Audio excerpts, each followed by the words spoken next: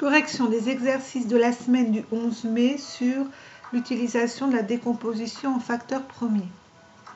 Exercice 1. Donc, un centre aéré organise une sortie à la mer pour 315 enfants et 42 adultes. On vous demandait le nombre de groupes que l'on pouvait constituer et attention, donner toutes les solutions possibles. Première chose, on va chercher la décomposition en facteurs premiers de 315 et de 42. 315, on divise par 3, par 5 et par 7. Donc 315, c'est 3 au carré, fois 5 fois 7. 42, ou avec les tables, ou en refaisant la même méthode, on divise par 2, par 3 et par 7. 42, c'est donc 2 fois 3 fois 7. Donc 315, 3 au carré fois 5 fois 7, 42, 2 fois 3 fois 7. On va chercher le plus grand diviseur commun entre 315 et 42. Dans 315 et 42, dans chaque décomposition, vous avez un 3 et un 7. Donc le plus grand diviseur commun sera 3 fois 7, donc 21. On vous demandait toutes les solutions possibles. Ça veut dire que le nombre de groupes que l'on peut constituer est un diviseur de 21. 21 a 4 diviseurs, 1, 3, 7 et 21. Donc vous aurez 4 solutions. Ces 4 solutions, je vais vous les présenter sous forme d'un tableau.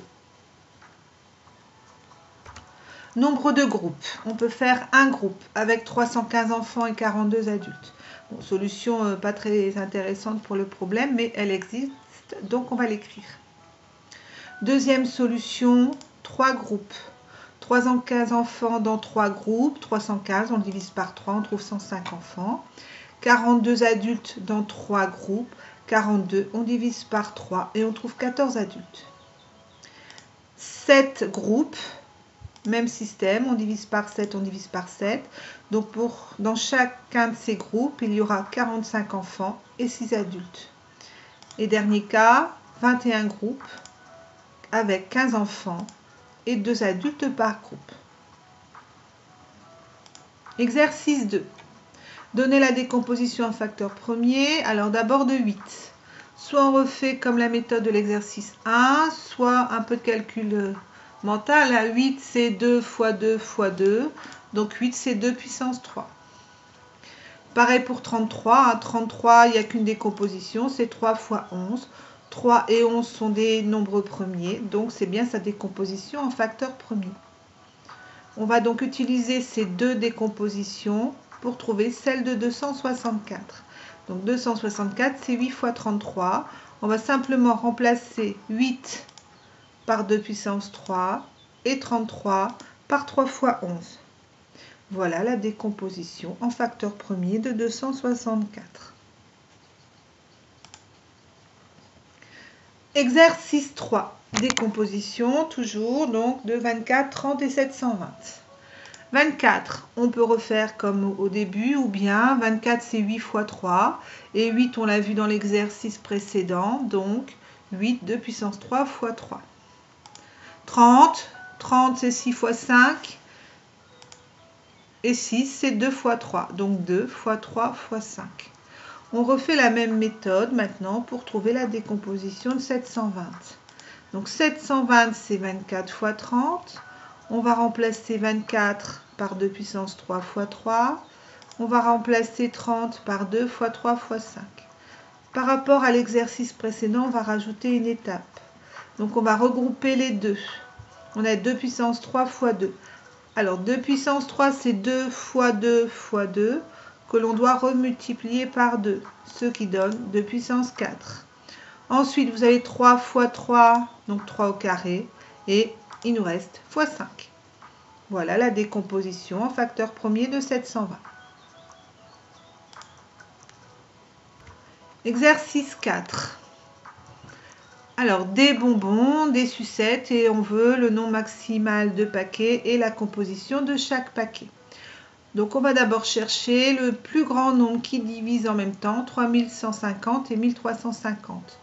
Pour ça, on va devoir faire une décomposition en facteurs premiers de 1350 et de 3150.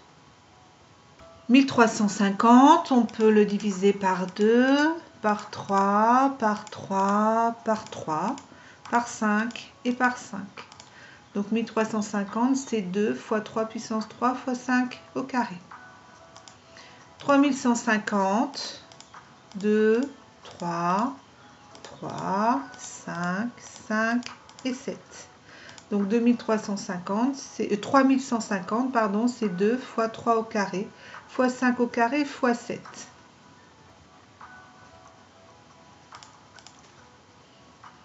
On va chercher le plus grand diviseur entre les deux. Donc on a ici 2 en commun, 3 en commun. Alors il y a 3 fois ici 2 fois, donc en commun il y a 2 fois.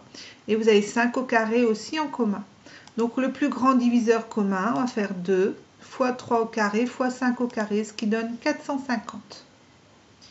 Et on va chercher maintenant 1350, on divise par 450, ça fait 3. Donc 1350, c'est 450 fois 3.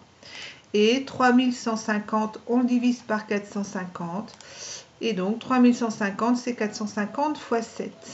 Et donc avec ça, on va pouvoir conclure. Le nombre maximal de paquets, c'est 450. Et dans chaque paquet, vous allez avoir 3 sucettes et 7 bonbons.